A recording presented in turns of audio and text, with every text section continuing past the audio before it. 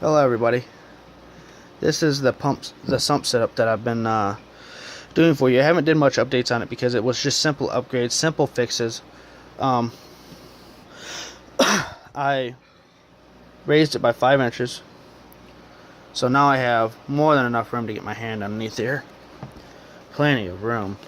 Before I only had like that much, so now I have a crap ton. I'm also redoing my entire sump because I had to fix the drainage tray. So instead of doing all that, I just said to hell with it. I'm just going to recycle a tank, start all over from scratch. It was an established tank for like 2 years, so it's good to go. Over here is my lines. Yes, I'm cheap, I use tape. That's where the water line should be, and the red one is when it gets too low, and that's more than enough surface area, just in case if I lose power. I also put a piece of plexiglass on top, which it never had before. It only had just this piece. It's like somebody cut it off right here. So I redid that, so that way now my sump pump is sitting level now. The hose is there, and all I did was use a hole saw and actual jigsaw on that. Besides everything, all the upgrades were made to the stand and the sump. Nothing was made to the tank. I still had the same bulkhead, I still had the same lines and everything. So nothing was technically changed through the sump or through the tank itself. I technically used the same lines that I've been using, the same hoses that I've been using. I have triple filters now. I forgot what these are, but beforehand all I did was use the white one, the filter floss, is because that's that I could barely get my hand in there. Like I couldn't even get my hand up like this because it was so tight. So I had to go like up, under, and in, or I had to put my entire body in there all the way up to my shoulder to actually adjust a small filter. So now I have plenty of room. Now I just lift this up, I lift the bulkhead up, I take this out, and I can throw my filter floss in there and everything. So all that's done. I also just cleaned out the actual fish tank itself. It's pretty murky, but like I said, it's no longer an established tank. I'm probably gonna soup the bacteria up because I have another tank going, so I'll just take a filter off of it and just rinse it out in my tank water. So I could do that. Besides that, everything looks good. Everything should work according to plan, although that may not be my plan. I may have 75 gallons of water on the ground because I think I might have to shorten that line right there. Not for sure yet, because for some reason this hose, that hose, I tell you, that hose goes rounds and rounds and rounds. But it should do okay. It should do okay. I was thinking about cutting a hole in the back up in there, but instead I'm like, nah, I'm already up 5 inches, so I should be able to run it through the back, which is fine. I did have to drill a hole up in there because the other one that was drilled wasn't exactly even fitting, because I had to do it quick. So this is the first maintenance of the sump, so I figure since I'm doing the first maintenance of the sump, I really should just tear it all apart and kind of start over from scratch. Kinda reuse what I want, adjust what I need, make it where it's mine. So I have a hose going through there, and that my sump's down here. This is a Aquatop 607 gallons per hour SWP-2300. Great little sump pump, and you can go external as well. So pretty much if I wanted to like screw it on there and run some PVC pipe or hosing down through here, I'm more than capable of running that. The top comes off, it has a shit ton of adapters. Really great sump pump for the money. And it says it can carry up to 7 feet max height, which I'm not even that. I'm more like 5.5, maybe 6 tops. That's pushing it. But besides that, like I said, it's perfectly fine. I can get my hand in here now. I can actually get my entire arm in here. This is still a little tricky. When I first adjusted the sump pump, because I actually had to stick my entire arm down in the bottom because the sticky things won't stick. But after I did, it's fine. And if I only have to mess with that once in a blue moon, not all the time, then I'm perfectly fine with that. I can live with that. But I'm going to be messing with my filters more every 3 to 6 months. So then from there, the water changes. The water changes. The actual tank cleaning. The fish itself, that ain't typically that hard. That's actually pretty nice to be able to do it like that. So I also drilled a hole directly in the middle of the glass because I want that water to be spread all over those pads. I don't want it just over here, and I don't want it just over here, and I don't want water like this sitting on an angle like this and spraying only half of it. I want the entire thing to be submerged. Well, yeah, submerged. Wet. Water flowing on top of it. But that way I have more surface area, I have more bacteria. Although the bio balls do help with a lot of bacteria, but also it also does a lot of oxygen. That's the reason why I don't have an air pump, because of the sump. I was gonna go what's the other one?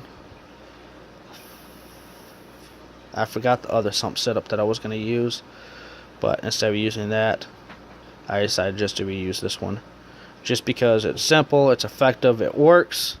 You don't have to have a lot of money to do this one. And the other one, I would have to cut everything out, 2 more pieces of plexiglass for the inside, a top, an air pump. Then I can't use the bio balls. I have to use some other material. Not that it would cycle itself. The only great thing about that part is that it would knock off the old bacteria and keep the new, so it would constantly always be fresh. But then again, I'm running an extra 10, 20, 30, 40 watts for an air pump. So therefore it kind of defeats the purpose of what I need. I mean, if I had really big tanks, yeah, sure, whatever, I'll do it. I'll do a 100-gallon sump, split them off 2 tanks. So, only bad part about that is if one catches it, the other one's going to catch it. So, when I do that, I like to have a UV sizzler in there. Even with fresh water, yes, it is specifically for salt water, but there is a couple of benefits for having that. For number one, if you do have ick, you can turn it on for a day or 2, and if you catch it in time, it should automatically clear itself up. So you save on ick medicine and all that other shit. Or if your water's just getting a little murky, like a little mini cycle, and all your water parameters are good, that can typically help and clear it up as well. Or if you just have some type of disease in your tank and you're not for sure because you have fish dying off, you can just turn it on and run it for a couple of days. So it does come in handy. It is specifically for salt water, but you can use it in fresh. Which I'm not running one because I don't need one, because I typically know what I'm doing, and I know how to handle ick. I have a quarantine tank, and that I quarantine all my sick fish in there, and that I treat them with what the hell is it? Stress remover, prime, ick remover, and parasite remover, or whatever other diseases. And I typically keep that going every couple of days, or whatever the box says. So if it says do it every 24 hours, then I do it every 24 hours. I just don't add prime or Mayflex that often, because Mayflex is only a preventative. It's not a cure. So if you have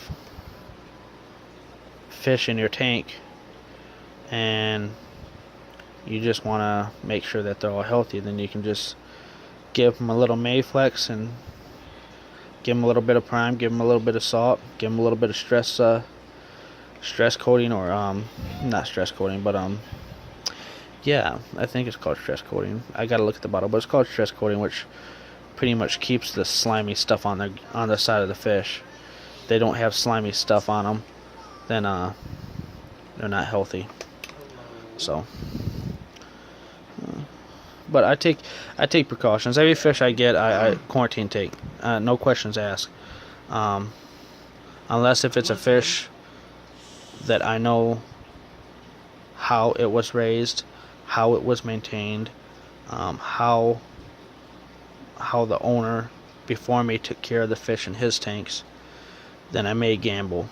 But besides that, every time if I buy something from Walmart, Petco, Pet Supply, I don't even give a shit if I buy a fish from the Do It Center, quarantine tank. And that's just how I do it. So, hope this works. What's the worst case scenario? 75 gallons of water all on a trailer. Yeah, that should be fun, right? But it shouldn't get that bad. I think I'm pretty good. I've been doing it for a couple years, so therefore I kind of know where not to lure at. So therefore, you know, I know what I can and can't do. But let's see how this is. So, oh, and I put some plexiglass. I want to show you guys this.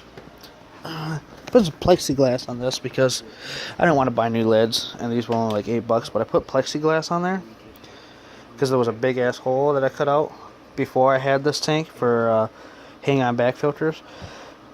So now I have a hole saw, so I need to cut little spots for my extension cord and shit. So I'll just ram a hole saw through it, call it good. Because if I have too big of a gap, fish can jump out when they're scared. So it doesn't happen often, but then again, if I'm not home, I don't want it to happen at all. I have dogs, I have cats. Sometimes even my ferrets get out. I don't need them home eating a gourmet fish that costs me money. If that's the case, I'll eat the cat and get my money's back.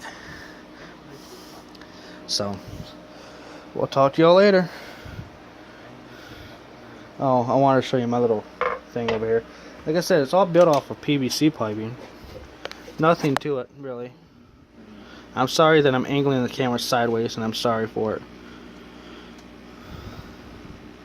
But it's all PVC pipe. See? Aquatop. Great heaters, great sumps, great filters. Even canister filters. Anything Aquatop is actually pretty reasonable. It's not like Cascade or other top companies like Eheim, but best bang for the buck. And they actually come with warranties. Like I bought when I first started getting into this hobby, I bought a Walmart El Cheapo heater, and within a year it fried my fish because I had a short in it. And well, not even a year, it was like 6 months. And I contacted the people who killed all my fish in my tank. I contacted the people, they didn't care. They didn't give a shit. I started going to Aquatop because a buddy of mine used Aquatop, and one time his happened like that, killed all of his fish in his tank. He had proof of the tank, the date when he bought the Aquatop heater, everything. They cut him a check for like $500 because of all the damage that heater's caused because of all the fish he had. And that's how manufacturers are supposed to do it, boys. This is not an easy hobby. We don't do this because we're gaining money. We lose our ass. When you're only selling 10 fish for $20, you know, that doesn't pay for the electric that this tank has used for that month. Especially when you have 4 or 5 or 6 or 7 or 8 of them going. It just doesn't work that way. So we do it because we want to. We do it because once the tank is set up, it turns into a beautiful tank.